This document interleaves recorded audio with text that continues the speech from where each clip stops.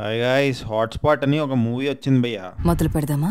Actually ఒక Tamil movie తెలుగులో release అయింది ఓటీటీలో, ఆహా ప్లాట్ఫామ్లో. మీలో చాలామంది ఇప్పటికే చూసేసి ఉంటారు, నేను చూసేసా.